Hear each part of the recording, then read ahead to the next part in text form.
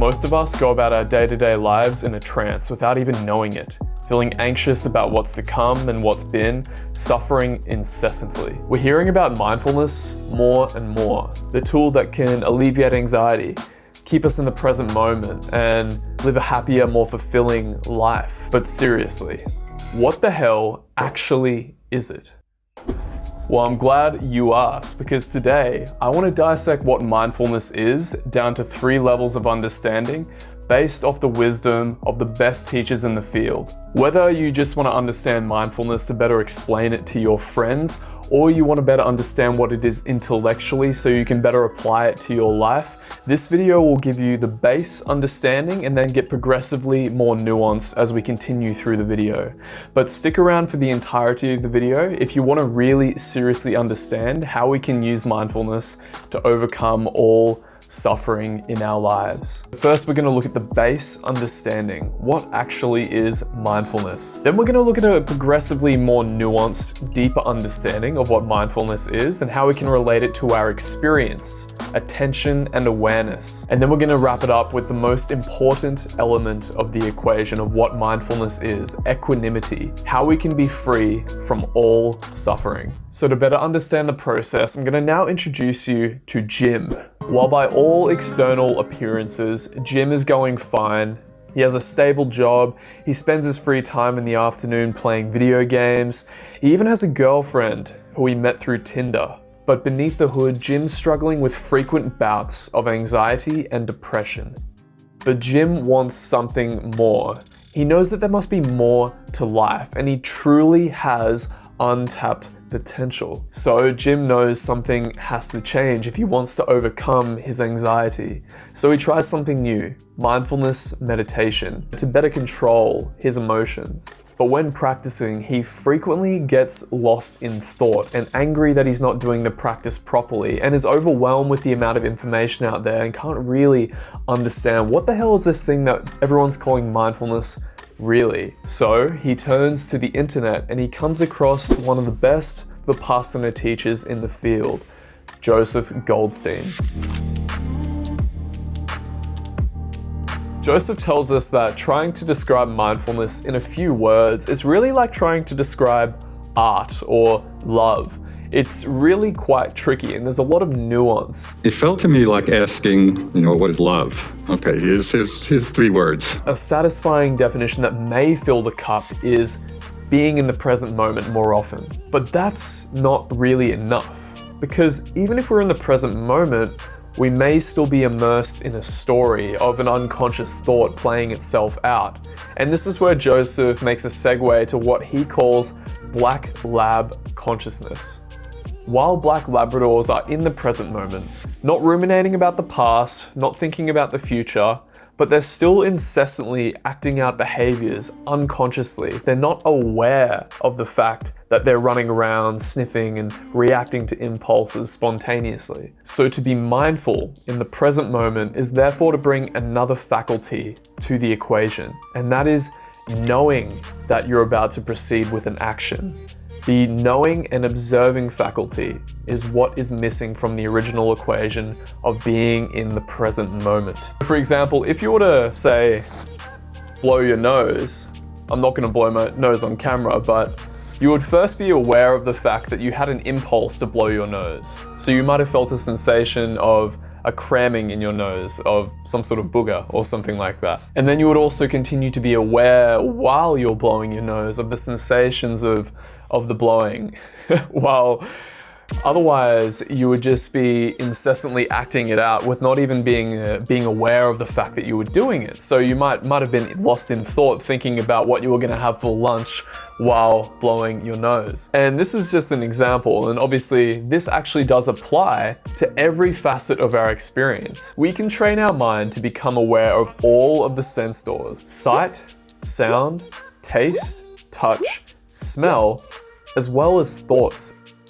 So Jim now peripherally understands what mindfulness is. He understands that it is being in the present moment, not ruminating about the past or future, and is aware of the contents appearing in his conscious experience. Thoughts, sensations, sights, sounds, tastes, and smells as they arise. While Jim now knows the definition of mindfulness and how it peripherally sort of can work into his life, he doesn't quite get how he can use it for overcoming negative emotion like anxiety to actualize his potential. Jim is therefore forced back to the internet to uncover answers about how he can better practice mindfulness meditation, where he uncovers John Yates, a diamond in the rough amongst meditation teachers, who presents a pragmatic model of what it actually looks like experientially to apply mindfulness to our experience. Without actually looking closely at our experience, moment to moment, we don't actually tend to realize that there's actually two ways that we perceive the world. And this is where John Yates presents the model of attention and awareness. Simply put, attention singles out an object for analysis, and awareness is everything peripheral to it. So vision is used in this example, but this actually applies to all sensory experience and thoughts. For example, we can apply attention to a thought and lose almost all awareness of everything else around us simultaneously. Without training the mind through a mindfulness-based practice, attention dominates our experience. And this is conditioned so deeply into us on an evolutionary basis. It therefore also darts around very rapidly from one object to another object to another object. And this is why when we sit for meditation, it's so difficult to keep our attention on one single object without it darting around to thoughts, sensations, or what have you. Now, previously, directing attention in this way from one object to another had its benefits. There's a reason why it's evolutionarily adapted to us today. Otherwise, we wouldn't be here. But the trade-off is that we sacrifice all of this attention for no awareness, and frequently we lose sight of the bigger picture. Our awareness must therefore be trained if we want to not get lost in our stories and regain perspective of the bigger picture. And this is what we're doing in meditation. We're training the mind to not dart around from one thing to the other while also developing the faculty of very strong awareness by continually bringing our attention back to the breath when a distraction appears, such as a thought, sensation, or sound. Over time, we rewire the brain to not get caught by them, and our capacity to create more and more space between the distraction grows, meaning that we have more of a choice to let it go. So Jim is pleased with this understanding. In addition to being present and aware of what's arising, he now understands more deeply the relationship with attention and awareness and what he's trying to do when he's meditating.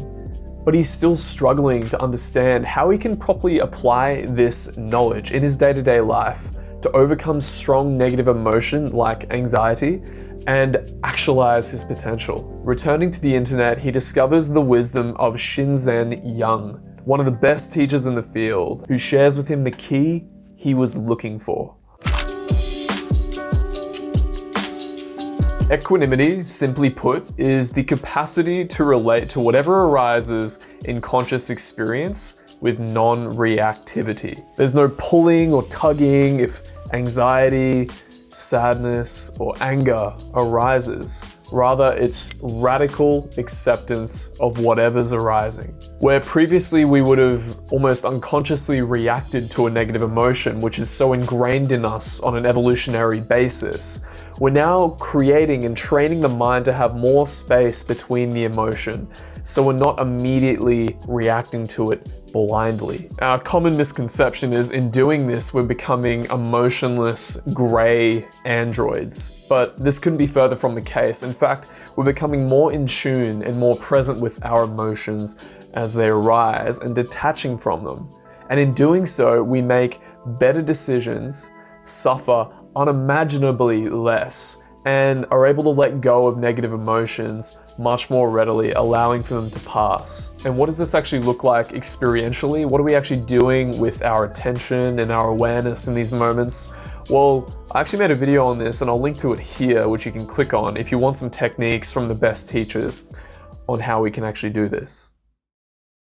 When equanimity is brought into our experience more and more and more, we train our mind to create it as our default state, and then we can start to bring it to the moments that we need it most. Like fear before public speaking, or anger in a heated argument, or sadness at not feeling good enough. So Jim now understands.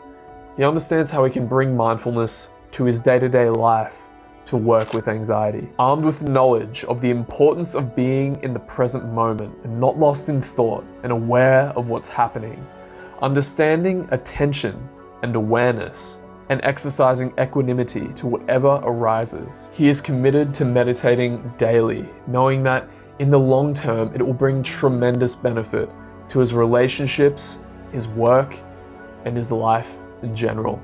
He knows that when mastered, this will be a powerful asset to enabling him to be of service to the world, knowing that his emotions truly don't have to run his life.